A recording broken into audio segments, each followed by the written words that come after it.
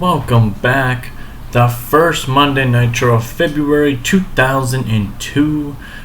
We are in front of about 3,600 people at the Odeum Expo Center. And just to recap last week, Rey Mysterio did win the Gauntlet match last week, and that's how we're opening the show, showing how Rey Mysterio was able to overcome being the smallest man in the match, and he was able to come out in a match that featured Goldberg, Abyss, Chris Kanyon, Lex Lugar, and Mike Awesome. And he was able to come out on top of that, and he earned the right to challenge Booker T at Super Brawl at the end of the month here on pay-per-view, in a huge main event in my opinion. I felt this was the right move. I felt Mysterio deserved it, and we're going to see how that match goes, and I'm very excited to see that match. 74 rating to open the show, and that tells me that I did a good job with that idea, because Mysterio is going to create ratings, and that's what I like. So let's get going here. We open the show. Booker T comes down to the ring, and he talks about how Rey Mysterio is not even 5'10", and he wants to try to go against me, the WCW champion. Let this remind you, Mysterio, I'm the guy who ended Ric Flair's WCW career. I'm the guy that took Sting out and made him forfeit the WCW championship. I'm the guy that beat Kevin Nash not once but twice for this WCW championship. So what makes you think just because you won a gauntlet match against some other top stars that you can even try to compete with me? 74 rating there by Booker. He gets interrupted by Rey, and Rey comes out and he says, "Look, Book, here's the reality of it, alright? I'm not the biggest man in the world, I'm not the strongest, but I do have the most heart, and the fans are behind me, and I have the most confidence I've ever had in myself as a professional wrestler, and I'm coming for your WCW championship.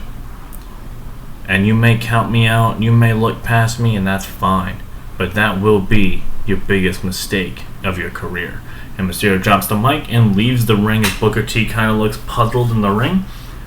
67 rating, not great, but I think it did the right thing here. We started planting some seeds with these guys to push towards that main event. Looking very much forward to this. I hope this is a really good match. And we have a video hyping up the WCW Tag Team Championship match between the Road Warriors facing off against the new WCW Tag Team Champions, Shane Douglas and Bam Bam Bigelow. Kind of give you a recap of how this happened. Road Warriors won the tag team titles on the first show of January 2002. Shane Douglas and Bam Bam Bigelow cheated their way to win the WCW Tag Team Championships at the pay-per-view. And here we are in Road Warriors' return match here on WCW Nitro.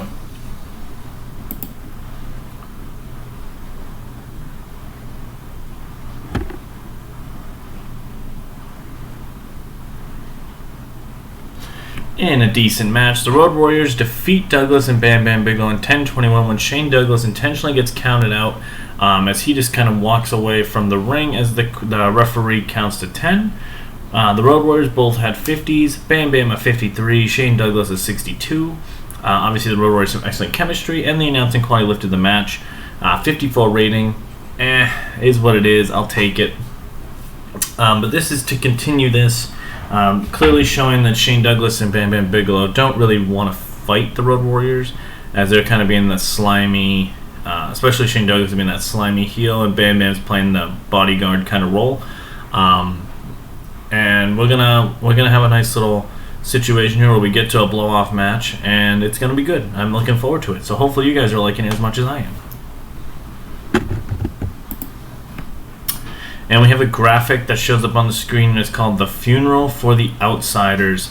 And that's obviously featuring the Dynasty, which is Jeff Jarrett, BG James, and Dustin Rhodes, showing what they did to a bloody Kevin Nash and Scott Hall. 57 rating.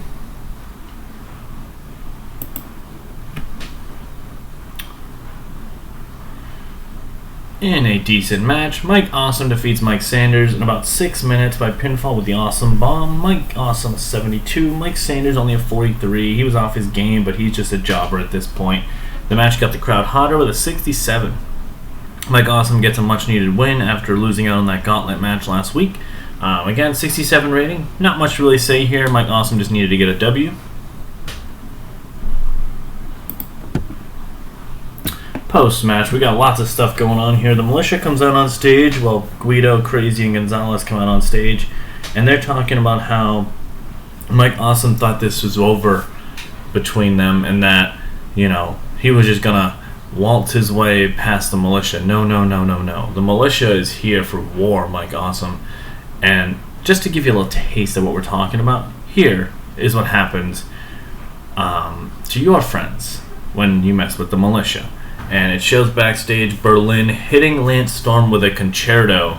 As Mike Awesome, all he can do is watch in the ring as Berlin is holding Lance Storm head on a chair with his foot and then hits him with a just gruesome concerto as Mike Awesome is clearly infuriated.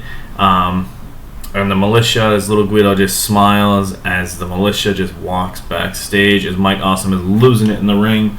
And we cut to commercial with that. 66 rating there. So Mike Awesome and Lance Storm were a former tag team in WCW right before WCW originally shut down, known as Team Canada. They were heels, but that's not what's going to happen here. And Storm, unfortunately, is in a spot where we had to put something on him here. To build to this story. So good stuff here overall. Good stuff out of Militia. Nice. 66 rating. And about to head good heat and decent wrestling. Lex Luger defeats Chavo Guerrero Jr. in 7:22 by pinfall after a distraction from Frankie Kazarian. Chavo Guerrero 58, Lex Luger 46. You can see the storyline with Frankie Kazarian and Chavo has advanced and gained heat. Chavo and Lex Luger have great chemistry, which I never thought I would see that day, but I'll take it. And the announcing quarter lifted the match with a 55 rating. Again, Lex Luger gets a win, and we continue that Chavo Guerrero and Frankie Kazarian storyline. Both parties have a good situation going here. Lex is going to be going to do some new things as he's kind of in that slow decline to end his career, and Chavo is playing that kind of like bully of the playground, I guess is the best way to put it, towards Frankie Kazarian.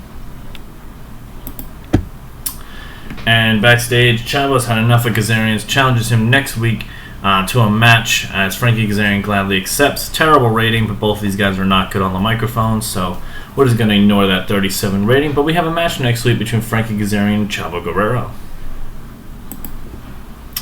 We get a backstage promo from Rhino. Rhino says now that he is rid of Shane Helms, he is the man beast. He is the beast, or the war machine and the beast of WCW, and he is the current reigning TV champion, and he wants to defend this championship wherever and whenever to move to that next level here in World Championship Wrestling and get that World Championship that he feels he so rightfully deserves. 60 rating there. So Rhino's more or less just begging people to challenge him for the belt at this point to prove that he is the best. So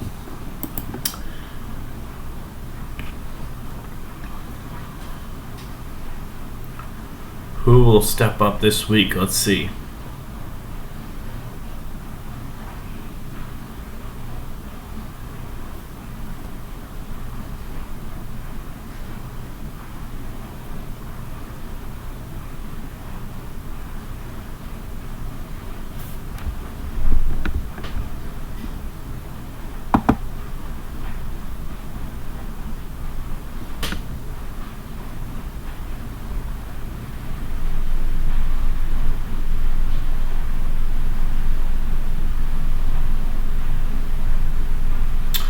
And in a decent matchup, Christopher Daniels and Rhino. Rhino defeats Christopher Daniels in about 10 minutes by pinfall with a gore. Rhino makes defense number 2 of his WCW Television Championship reign. Daniels at 56, Rhino at 67. Announcing quality lifted the match, and the match got the crowd hotter. 65 rating. Good stuff out of these guys. Rhino continuing his reign as TV champion. Christopher Daniels has a good showing. We'll be finding something to do with him very, very shortly. Looking forward to that. So 65 rating, like I said.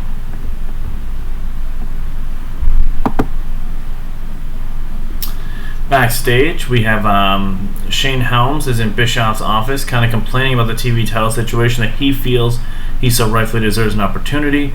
And Eric Bischoff says, well, next week, Shane Helms, again, you are not getting another shot at the TV title. But Rhino next week will defend against a former friend of his, or foe, whichever way you want to look at it, in Tommy Dreamer, making his return to WCW.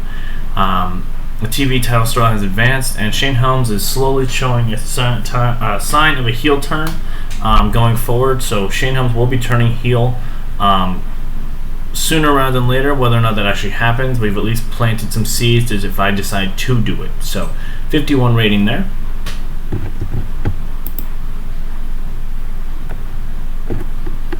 Yes.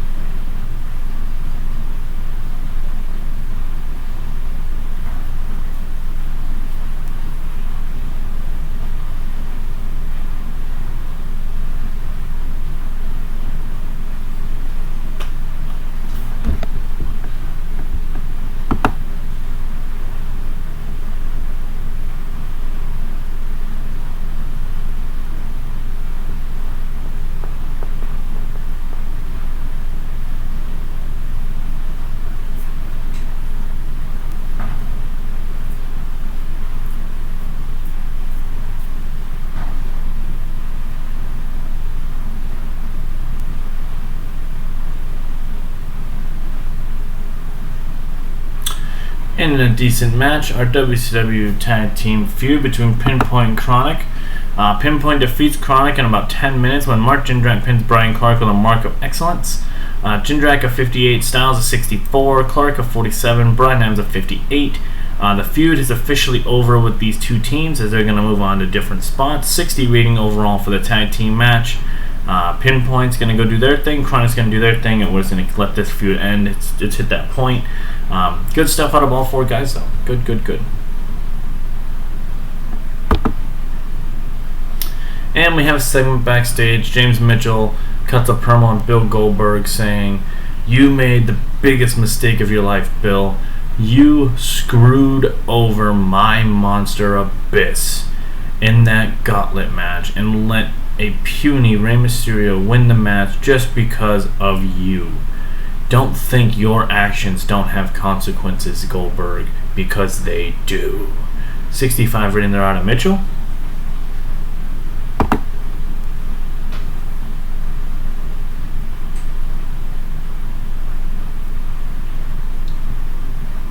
And in a decent matchup, Buff Bagwell defeats Billy Kidman at 820 with a Kobayashi DDT.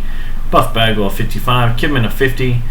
This was a feud that went on for a while, and now Kidman's just kind of there. Buff and Don are a great pairing, so that's good. 54 rating there for Buff Bagwell as he continues his single push. So we're looking good here. Post-match, RVD hits the ring with a springboard and hits Buff Bagwell with a jumping kick as Buff Bagwell bails from the ring as RVD tries to go after him.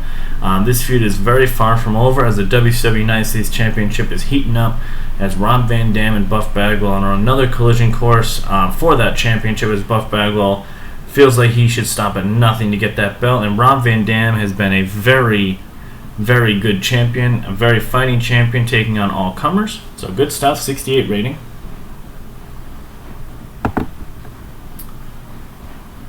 And we have this segment known as the Outsider's Funeral. So the Dynasty rents out a funeral home and they go through the official end of the wrestling careers of Kevin Nash and Scott Hall. And they walk through the NWO days. They walk through the black and white and the red and black. And Double J says, you know, I didn't want to be the one to do it to these guys, but they did it to themselves. And this company will not be rid again of Nash and Hall and what you guys did to this business. You guys ruined this business, or at least tried to. This dynasty of me, BG, and Dustin will not stand for it, and that is why we had to end your careers. 68 rating there. I am looking so forward to continuing this feud, and I'm hoping you guys are actually liking it, because I think I put a lot of effort into making this feud matter. So I'm looking very forward to it.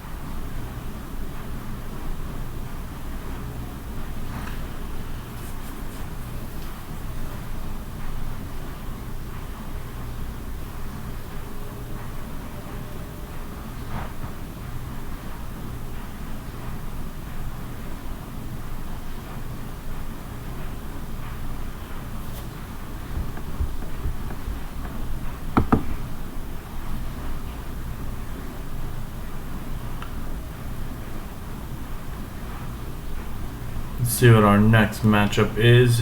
Ended about that had good wrestling and decent reaction from the crowd. Rey Mysterio Jr. defeats Jamie Noble in 7:45 with a springboard Hurricane Rana. Mysterio in 83. Jamie Noble 55 with a 76 rating. Great match. Mysterio gets that nice win as he builds momentum towards Super Brawl's main event against Booker T. And Jamie Noble is just one of those great hands I can put anytime.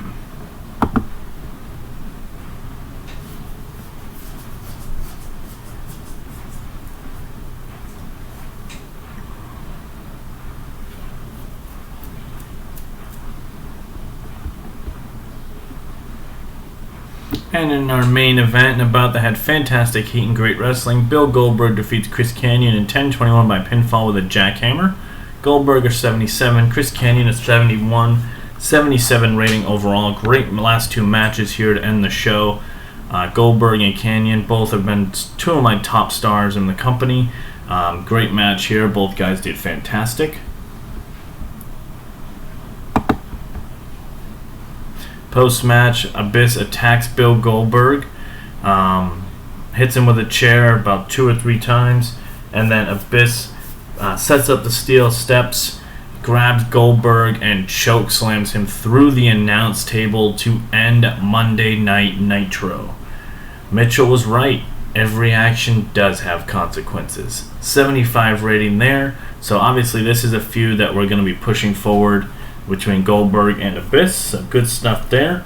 Let's see what we get for a final rating. I'm thinking this could be a good one. Let's hope.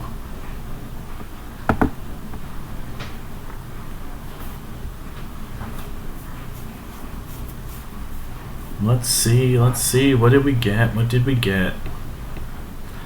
I'm hoping for like a 68 minimum. That would be the great Nitro to me.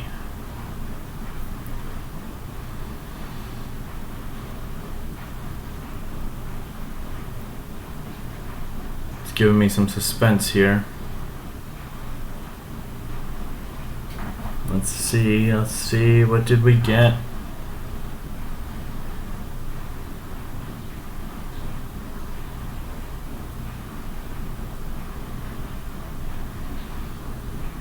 Ooh, a 75. Okay. Increased our popularity in 24 regions. Canada and Japan still have some issues there. But damn, a 75 rating. It's got to be for those main event segments, but wow, I love it. Hopefully you guys are enjoying the videos like always. Please make sure you like and comment. Give me some tweets if you have some ideas as well. And I really hope you guys are enjoying this because I'm having a great time with this. I obviously haven't been able to get to my laptop this week, so I haven't been able to upload this, but we finally got it up. We got a couple more weeks till Super Brawl, so the card's slowly going to start taking shape over the next few Nitros. But we got another Nitro coming your way, hopefully later this week, so stay tuned for that. But until then, we'll see you next time.